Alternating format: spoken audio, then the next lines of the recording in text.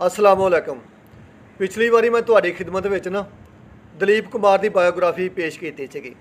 दलीप कुमार के हालात जिंदगी, उन्होंने फिल्मां, उन्होंने शादियां ते उन्हों की जिंदगी का सफ़र किदां गुजरिया, आ चीज़ मैं पेश की सी। ते इस वारी मैं तुहाडी खिदमत विच हाज़र होया लैके भारती सुपरस्टार, भारत के दियो कामत हीरो अमिताभ बच्चन की जिंदगी के हालात। अमिताभ बच्चन का पैदाइशी नाम इनकलाब श्रीवास्तव से। अमिताभ बच्चन 11 अक्तूबर 1942 ਨੂੰ भारत की रियासत उत्तर प्रदेश के इलाके आलाबाद में पैदा होए। तो अमिताभ बच्चन एक बहुत वड्डे भारतीय अदाकार, बहुत वड्डे एक अदाकार, एक बहुत वड्डे हदायतकार, एक बहुत अच्छे गुलूकार ते भारतीय फिल्मी सनत का बहुत वड्डा सरमाया। वो एक मरूफ तरीन हस्ती आ। अमिताभ बच्चन की रिहायश मुंबई विच आ। उन्हों की बीवी का नाम जया बच्चन तो उन्हों की औलाद अभिषेक बच्चन तो शविता नंदा वा। अमिताभ बच्चन के अब्बे का नाम, वालद का नाम हरिवंश बच्चन से। तो वो एक जाने माने तो बहुत मशहूर हिंदी शायर से। अमिताभ बच्चन की वालदा का नाम तेजी बच्चन सी। तो अमिताभ बच्चन का एक भाई भी आ जिहदा नाम अजीताभ बच्चन। तो जिहड़ी उन्हां दी वालदा सी ना अमिताभ बच्चन की, वो एक सिख घराने नाल तलक रखती सी। तो वो फैसलाबाद दी सी बेसिकली। उन्हां दा जाणी कि आबाई घर जिहड़ा ना फैसलाबाद सी। अमिताभ बच्चन जिहड़े आ उन्होंने सियासत में भी हिस्सा लिया। तो वो लोक सभा के 1984 तो लग के 1987 तक रुकन भी रहे। उन्होंने मादर करोड़ी मिल कॉलेज तो BSc की। तो उन्होंने जिहड़ी मादरी जुबान आ वो हिंदी आ। तो उन्होंने पेशावराना जुबान यानी कि जिहड़े उन्होंने पेशे इस्तेमाल करते जुबाना वो हिंदी तो अंग्रेजी आ। उन्होंने हुण तक बहुत सारे अवार्ड मिल चुके आ। हुण उन्होंने उम्र 81 साल हो गई आ, लेकिन अजे भी फिल्मां च एक्टिव आ। तो अजे भी वो बहुत यानी कि जाने माने बहुत अच्छी अदाकारी कर रहे 81 साल की उम्र में भी। इन्नी उम्र च अच्छी अदाकारी करना ये किसे किसे का काम। हुण तक उन्होंने बहुत सारे एजाज़ मिल चुके आ, जिन्हां विच कोई Dada Saheb Phalke award, Padma Bhushan award, film fair हासिल जीत अवार्ड, तो 3 उन्होंने नैशनल अवार्ड भी मिल चुके हैं। उन्होंने 12 फिल्म फेयर अवार्ड भी मिल चुके हैं। तो वो सब तो ज़्यादा दफ़ा बेहतरीन अदाकार नामजद होए फिल्मों के विच। उन्होंने अपने फिल्मी कैरियर का आगाज़ 1969 के आई हुई फिल्म सात हिंदुस्तानी तो शुरू किया। उन्होंने जोड़ा कैरियर है ना 5 दहाइयां ते मुश्तमिल आ। उन्होंने 50 साल हो गए अदाकारी करदे होए। एक बहुत वड्डे सुपरस्टार, एक बहुत वड्डे प्रोड्यूसर, एक बहुत वड्डे TV कंपेयर, एक बहुत वड्डे प्लेबैक सिंगर आ। उन्होंने कई फिल्मों के विच अपनी आवाज़ का जादू भी जगाया वा। उन्होंने आवाज़ भारी आ ते बहुत ही शानदार आ। उन्होंने जिहड़ियां बहुत ज़्यादा हिट फिल्मां मशहूर होईयां, उन्होंने जो सब तो ज़्यादा हिट हुई शोले। शोले दे विच धर्मिंदर दे नाल उन्होंने काम किया सी ते अमजद खान भी उस फिल्म में सी, हीमा मालिनी भी उस फिल्म दे विच सी। उस फिल्म शोले जिहड़ी फिल्म है ना, इंडिया की बॉलीवुड की फिल्म इंडस्ट्री दे विच सदी की सब तो बेहतरीन फिल्म गिनी जाती है।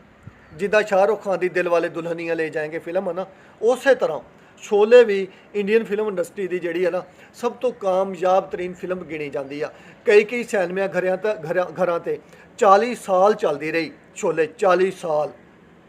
उन्होंने इस तो इलावा शहनशाह विच, लावारिस विच, कुली विच, अग्निपिथ विच, खुदा गवाह, इंसानियत, हम, कभी खुशी कभी गम, मुहब्बतें, सरकार राज, इन्हां मशहूर फिल्मां च काम किया। उन्होंने जो वालद की वफात 8 जनवरी 2003 को हुई। तो उन्होंने वालदा जी 21 दिसंबर 2007 को फोत हो गई। अच्छा, अमिताभ बच्चन की जी शोहरत है ना, वह आगाज़ 1973 तो होया, जो उन्होंने प्रकाश मेहरा की फिल्म जंजीर च काम किया। जंजीर बड़ी कामयाब फिल्म हुई तो अमिताभ बच्चन का नाम चढ़ गया। फिर 1975 च दीवार आई यश चोपड़ा की, वो भी बड़ी फिट हुई। तो 15 अगस्त 1975 को इंडिया की सदी की बेहतरीन फिल्म शोले रिलीज़ हुई। तो उन्हें उस दौर में सब तो वड्डा कारोबार किया। तो 1999 में जोड़ा ना BBC न्यूज़ ने फिल्म शोले नूं सदी की बेहतरीन फिल्म किया सी। 1979 च एक फिल्म आई मिस्टर नटवर लाल।